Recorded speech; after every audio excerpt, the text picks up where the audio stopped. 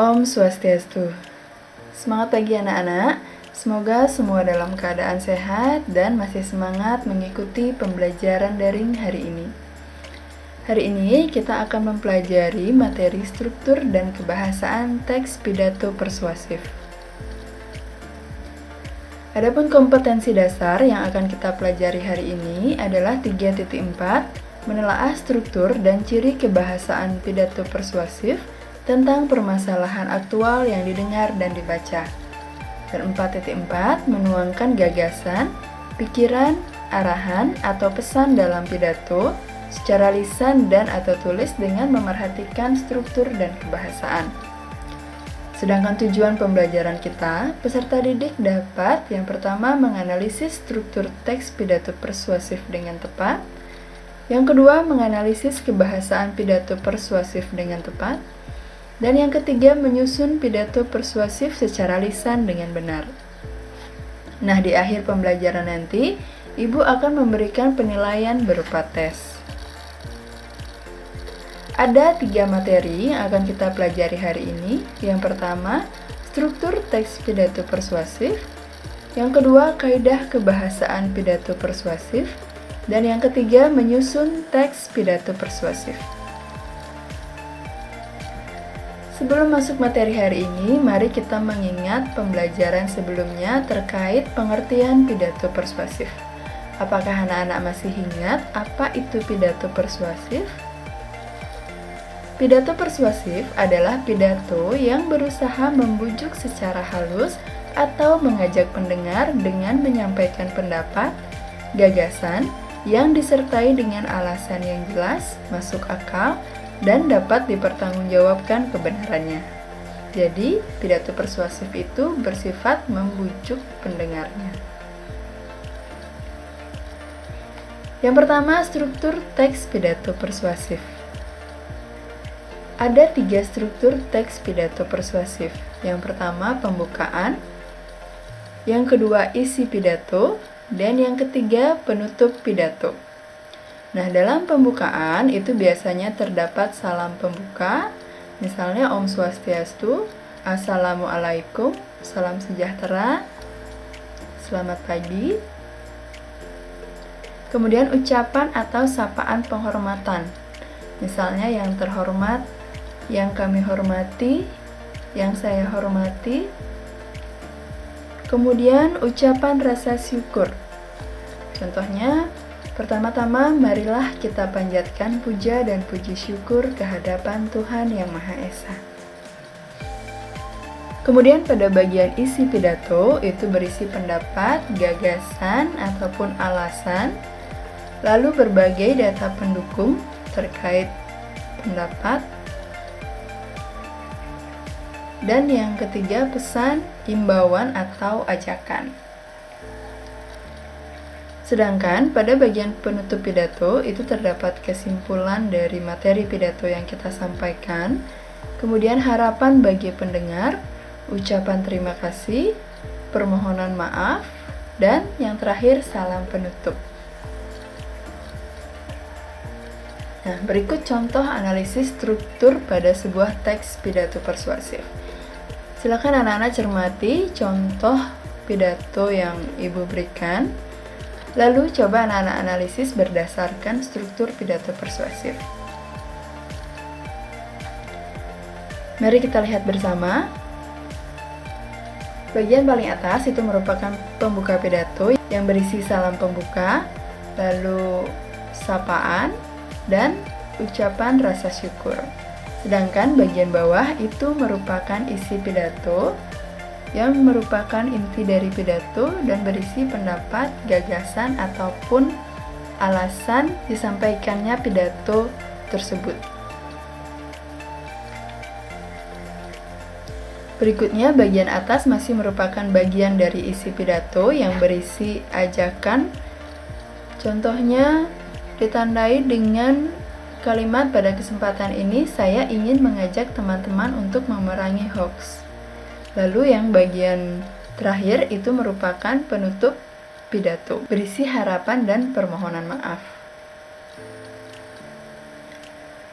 Lalu materi berikutnya, kebahasaan teks pidato persuasif.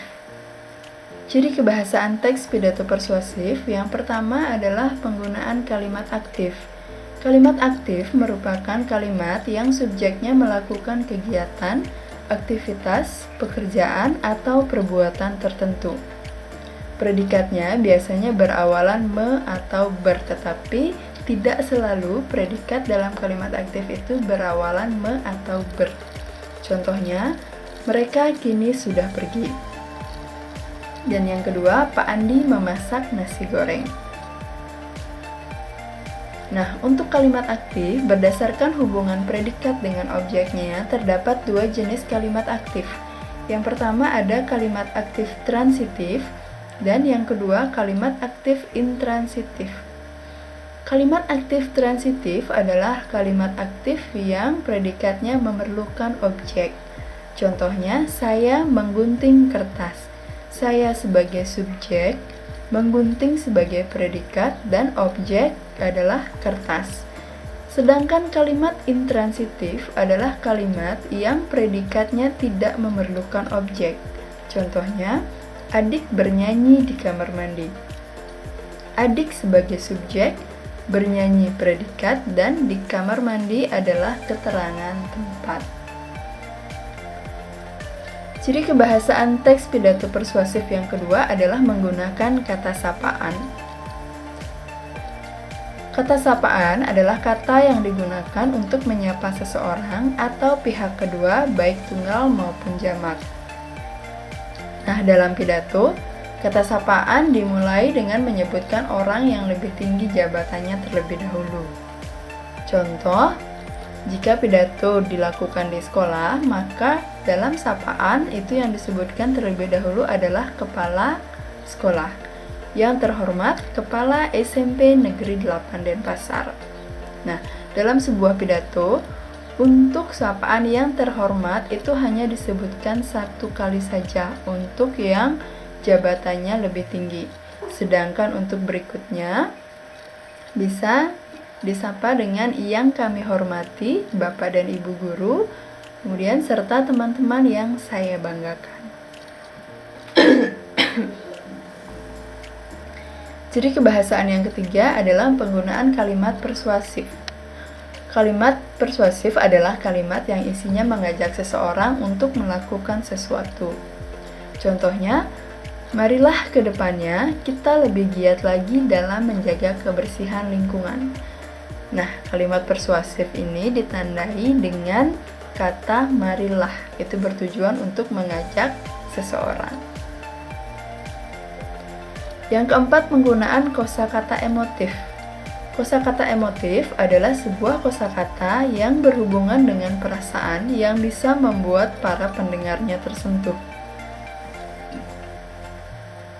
Contohnya, masyarakat memiliki semangat kebersamaan dan gotong royong yang tinggi.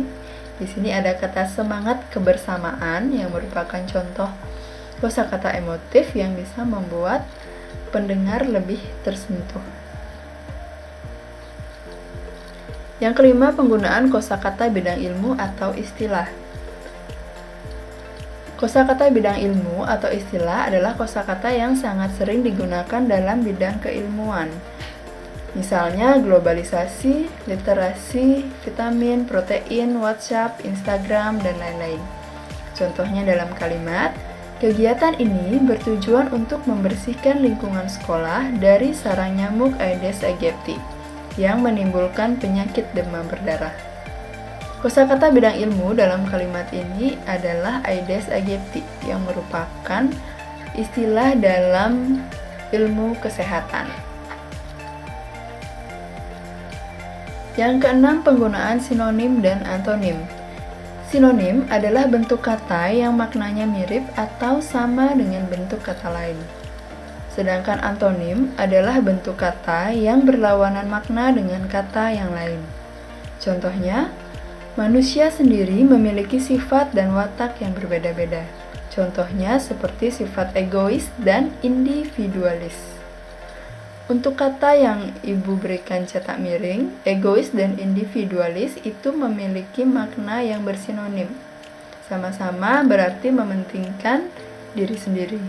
Kemudian pada kalimat yang kedua, mari kita menjaga lingkungan dengan baik agar bumi menghasilkan keuntungan bagi kita, bukan kerugian bahkan bencana. Kata yang Ibu beri cetak miring yaitu keuntungan dan kerugian memiliki makna yang saling berlawanan.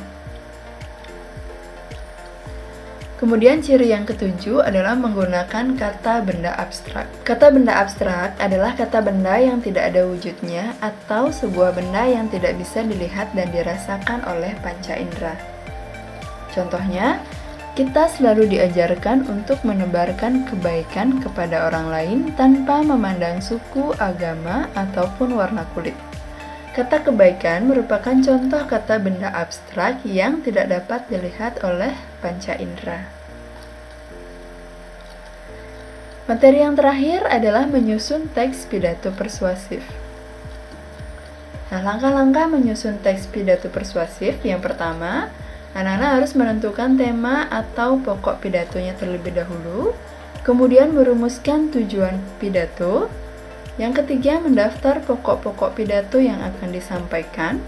Yang keempat, menyusun kerangka pidato. Dan yang terakhir, mengembangkan kerangka pidato tersebut menjadi sebuah teks pidato yang utuh. Nah, dalam berpidato ada aspek yang perlu anak-anak perhatikan. Yang pertama adalah gerak tubuh, kemudian suara, terkait intonasi dan artikulasi, dan yang terakhir mimik wajah. Nah, anak-anak, demikian penjelasan terkait struktur dan kebahasaan teks pidato persuasif. Semoga materi kali ini bermanfaat untuk anak-anak. Ibu ucapkan terima kasih atas perhatian anak-anak dan Ibu tutup dengan Parama Santi.